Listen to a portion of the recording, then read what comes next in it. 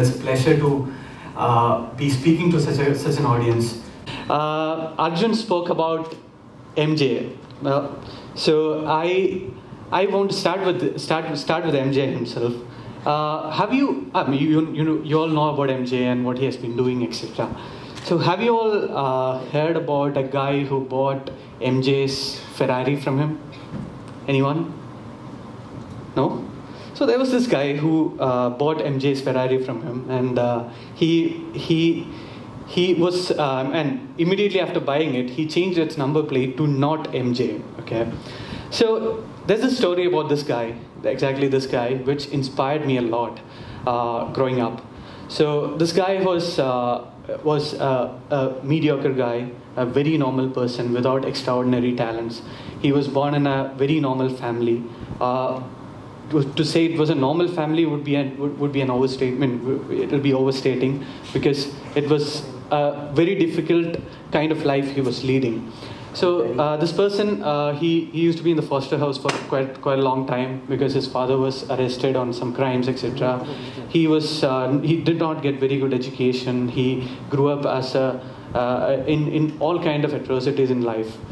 Then later, when he grew up, then he got married. His marriage didn't go well. He had a kid. He had raised this kid with very limited income. And one fine day, he found one person driving a red Ferrari and parking it somewhere in front of a bank. So he got curious, and he just asked him, "What are you doing? What do you do for a living?" Then he said, "I am a stockbroker." Okay. So now you might be remembering who this person is, because it's a very, very famous story. Okay, now this person, I mean, our hero, he didn't know what stockbroking was. He was just a salesman. He was selling medical equipment. So he said, he asked him, what do I do to become a stockbroker? Then the story is history. He went ahead and joined a stockbroking training firm. He worked overtime, he worked through the nights and learned this thing.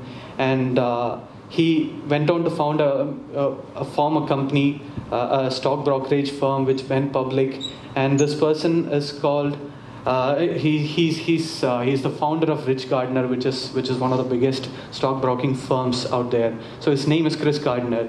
And there was this movie which was made from his life story, which is called The Pursuit of Happiness. Many of you might have seen this. So this is a story which has inspired me a lot.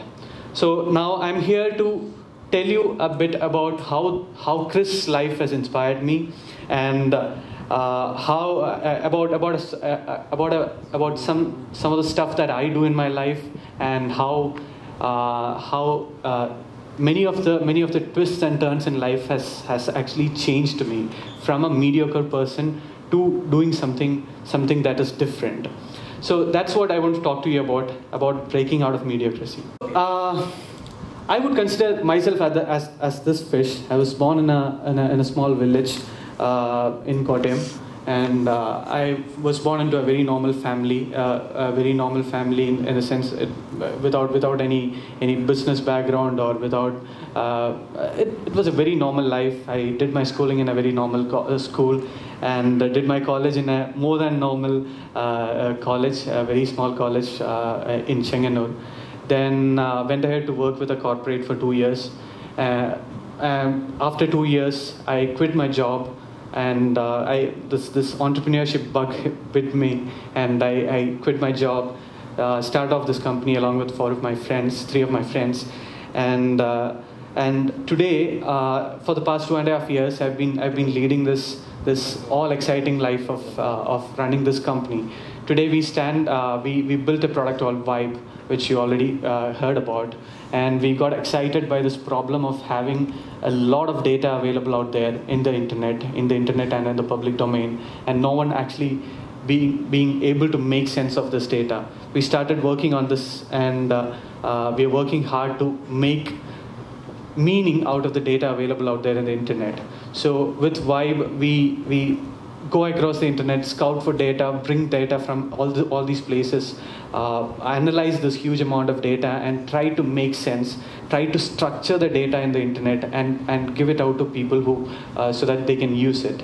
So 1 year into launching this product, we have got around 100,000 users across the globe in 180 countries, around 300 plus companies using us across the globe again. And rest of the story, Arjun obviously told you. And that's where we stand. Now, that's the story of being in a very ordinary background and turning out into doing something exciting. Next, please. So, but what is more interesting is recently I started thinking, okay, what is it that changed me from or forced me into thinking that I can do different things. I have to do different things. I thought about it a lot, and then I went back to my childhood, and I'm very sure every one of you can relate. Your childhood, your school days, your college days, where you'll have these 3 or 4 guys or girls who will be exceptionally talented in everything they do, right? So they sing, they dance, they study well, they do everything, right? So there are like 10% of every class like that. But there is a big 70-80% of students who are mediocre, right? Who are not excellent in everything, who are normal in everything, right? So I'm one of these guys. I never used to sing when I tried everything. So in the choir, I used to be the farthest away from the mic. When playing cricket, I used to be like Dhoni of today. Not because I was the exceptional batsman, but because I was not allowed to go for batting until the last person. I was always the last person to bat. So again, in every place, in studies also, I used to be the normal graded kind of guy. Then what I can remember about my childhood differently is that towards like 10th standard, 12th standard, etc., I started studying really well. Okay, I suddenly started studying really well, and I used to score some good marks in 12th standard. I was a topper in school, etc., etc. So I started excelling in studies. Okay, so I used to wonder for myself what changed me. Okay, now I didn't have an answer to it until recently. I was talking to my mom, and she was telling about the change in the generation and things like that, all these big stories. She was telling, in your times, it used to be like all these people around, all these children around, they used to wake up at 7 o'clock, come to all these places and play and things like that. And now I don't see any of these people playing. I think everyone is in front of their computers. And these normal talks that your mom does, right? She was telling this. And in between, she mentioned something like this. Oh, by the way, I was not talking about you, okay? So you were always in front of your books and studying. I had to push you out to go and play. I was furious, okay? I was like, no way, I was not like that. No one wants to be called a bookworm, right? But she was openly calling me a bookworm, okay, in front of my friends also. And I was like, no, I was not like that. I used to play and all. But then later thinking, who can be more authentic about your childhood than your mom, right? So that was the truth. In between somewhere, I turned my head into books. Maybe from 5th standard or 7th standard or 8th standard, I don't know, I don't remember. But I turned my head into books, and I used to study like crazy. So I used to study, and that was the best thing. I mean, that was the only thing I wanted to do. So that actually changed me. So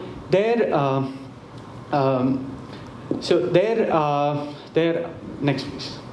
So these books actually changed me a lot. Something that I can remember very well is by the time I reached like 12th standard or the first years of college, being able to excel in studies actually changed the entire thing for me. So I started gaining that confidence. I started coming out. Though I couldn't sing, I started coming out in front of a group and participating in debate and all these kind of things. Started speaking, etc., etc. So the fundamental thing is the time I put into those books.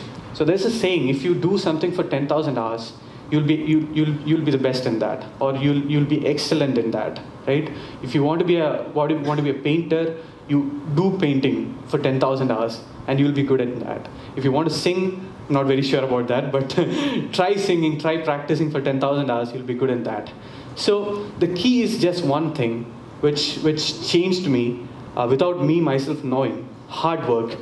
Work like a dog until you master what you're doing.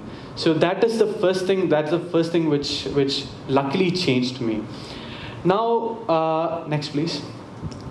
Now these are two images which I love for my life. I'll always keep for my life. So first is my college days. That's me, by the way. So that's my college days. That's when I got this award for being a best volunteer in one of the events which we conducted. It's a very small award, but I'll value it forever. So that I see it as a result of pure hard work. Okay, so I used to work like crazy for this thing, and only because of that I got that award. Now fast forward just 3 years, and lots of things changed. This is the first day of our college. You can see Arjun also in there. So this is the first day of our company, by the way. I'm sorry. So this is the first day when we started our company, and in Startup Village we clicked this pic together, all the 4 of us. So lots of things changed. Not just the physique, but lots of things changed in these 3 years. But then it was not just the hard work which prompted me to start off this company. So hard work reached me and helped me reach there, but here it was not just hard work. So I started thinking about this again. How did this feeling of having to start up? A startup or business is never in the family. It's never in the extended family, nowhere. How did this feeling of starting up come into me? So I could find only one answer to it, just one answer. It is called inspiration. Okay. So I was not inspired by Facebook or Google. I was not inspired by big companies making it big, billionaires and driving Ferraris, etc. I was inspired by some individuals, like some seniors in college who started small companies, who are making pocket money, who are making some extra income right in college. So these small people who inspired us.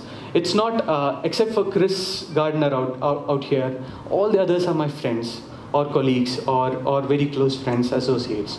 So it's these folks who have inspired me at different points of time.